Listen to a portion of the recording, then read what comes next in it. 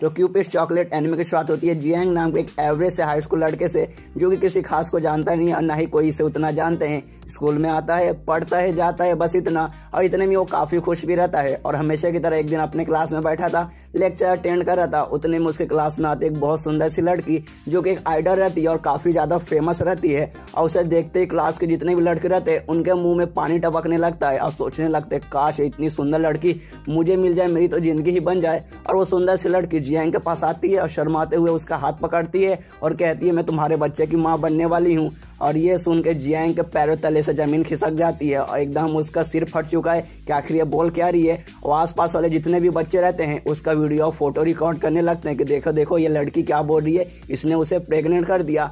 और लड़की ये भी कहती है कि बच्चा तुम्हारा ही है और लगभग ये 3 महीने हो चुके हैं मुझे प्रेग्नेंट हुए। और ये सुन के तो और हालत जियांग की खराब हो रही है कि अरे यार मैं तो सलमान खान से ज्यादा वर्जन हूँ, मैंने तुझे कभी देखा ही नहीं है, मैं तुझे जानता ही नहीं, फिर ये मेरा बच्चा कैसे हुआ। लेकिन वो लड़की बोल रही है कि नहीं ये मेरा ही है। और आसपास वाले जितने भी बच्चे वो जियांग पे गुस्सा करने लगे, एक तो पहली बार तूने ये सब कारनामा भी किया और अब झूठ बोल रहे कि तू इसे जानता ही नहीं है। और इसके पीछे पड़ जाते हैं इसे पूछने के लिए, इसके सब मारने के लिए। और उस लड़की को लेकर भाग जाता है क्योंकि इसको भी उस लड़की से पूछना है आखिर ये क्यों बोल रही है। और इतने में पूरे स्कूल में बात फैल जाती है कि जियांग नाम का एक लड़का है, उसने ऐसा ऐसा किया, इसलिए उसे जल्दी से ढूंढ के लाओ, वो भाग चुका है। तो इस तरफ जियांग उस लड़की को लेकर एक कोने में पहुंचा है जहां उससे पूछता है आखिर तू क्या बोल रही है, तू पागल हो चुकी है क्या। तो लड़की लेकिन अभी तक उसके सिर से भूत ही सवार है। वो बोल रही है कि नहीं मैं प्रेग्नेंट हूँ और ये तुम्हारा बच्चा है। और ये बच्चा ये बोल रहा है कि मेरा टांग ज्यादा लंबी नहीं है इसलिए तुम भागो मत।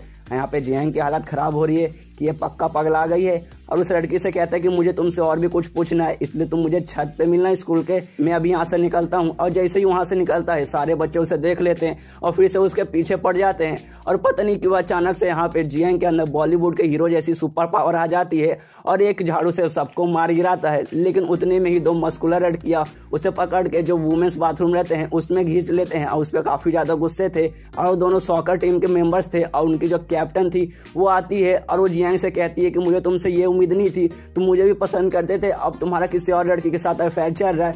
और जियांग को समझ नहीं आ रहा है कि एक पहले लड़की आके बोल रही है कि मैंने उसे प्रेग्नेंट कर दिया, अब ये दूसरी लड़की आके बोल रही है कि मेरा इसके साथ अफेयर है। और दोनों जो मस्कुलर लड़कियां थी वो फिर गुस्सा करने लगती है जियांग पर। लेकिन यहाँ पे वो उनके कैप्टन वो बोलते कि हम दोनों के बीच का मामला है इसलिए तुम दोनों बीच में मत आओ, मैं बात कर रही हूँ। और ये पूछने लगते हैं जियांग से यार सच बताओ उस लड़के के साथ तुम्हारा क्या चक्कर चल रहा है, आखिर वो लड़की कौन है। यहाँ पे जियांग परेशान हो रहा है, यार ना ही मैं तुझे जानता हूँ ना ही मैं उसे जानता हूँ। लड़की बोली क्या मुझे जानते भी नहीं, और जियांग को मारती भी है। इसके बाद उनका थोड़ा मामला समेटता है बाथरूम में, तो बाहर निकलते हैं।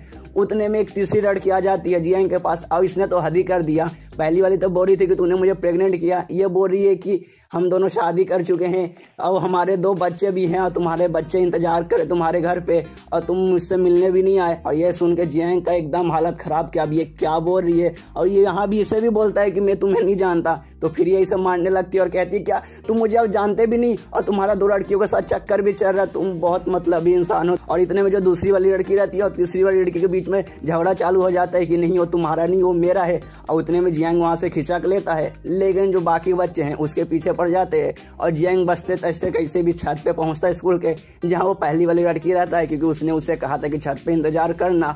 उतने में सारे लड़के और जितने भी बच्चे थे स्कूल वाले सब आ जाते हैं और जियांग पे चिल्लाने लगते हैं कि तुझे बोलना पड़ेगा, तेरा एक साथ 3 के साथ चल रहा है, तो ऐसा कैसे कर सकता है। लेकिन जियांग यहाँ पे समझा रहा है कि नहीं मैं इनको जानता ही नहीं, मैं इनको पहली बार जानता ही नहीं, मैं इनके साथ कर कैसे सकता हूँ कुछ भी, सबको मैं पहली बार देख रहा हूँ। लेकिन कोई भी उसकी बात पे विश्वास नहीं करता, इसलिए जियांग यहाँ पे सोचता है कि मैं खुद की जान ले लूंगा और खत्म कर लूंगा। और वो बिल्डिंग से नीचे कूद जाता है। तभी चमत्कार होता है, एक क्यूपिड गर्ल मतलब पिंक बालों वाली एक बहुत सुंदर सी लड़की आती है और पूरा टाइम रोक देती है और जियांग को बचा लेती है। और जियांग पे गुस्सा करने लगती है, क्या तुमने क्यूपिड चॉकलेट खाया है। अब जियांग को समझ नहीं आ रहा कि ये किसके बारे में बात कर रही है। तो लड़की बताती है कल स्कूल के छत के ऊपर एक चॉकलेट था, क्या तुमने वो खाया है। तो जियांग बोलते है कि हाँ मैंने खाया था, मुझे भूख लगी थी। तो ये क्यूपिड गर्ल चिल्लाने लगती है, अरे यार वो चॉकलेट जो भी खाएगा वो प्यार में पागल हो जाएगा और तुम किसी लड़की के साथ खाओगे तो वो तुम्हारे प्यार में पागल हो जाएगा और ये किसी के भी दिमाग में उसके प्यार के लिए झूठी झूठी यादें बना देगा। जैसे कि थोड़ी देर पहले साइड क्या बोल रही है कि मैं तुम्हारे बच्चे की माँ बनने वाली हूँ, तुम्हारे 2 बच्चे हैं, अब मेरा तुम्हारे साथ अफेयर चल रहा है। ये सब झूठी यादें हैं जो इनके दिमाग में चॉकलेट खाने के बाद बन गया है। और ये सुनकर जियांग की फट चुकी है। तब उसे समझ आया कि ये सारी लड़कियां उसके पीछे क्यों पड़ी है। और यहीं पे ये एपिसोड खत्म हो जाता है। तो मिलते हैं अगले किसी वीडियो में, जब तक के लिए बाय बाय।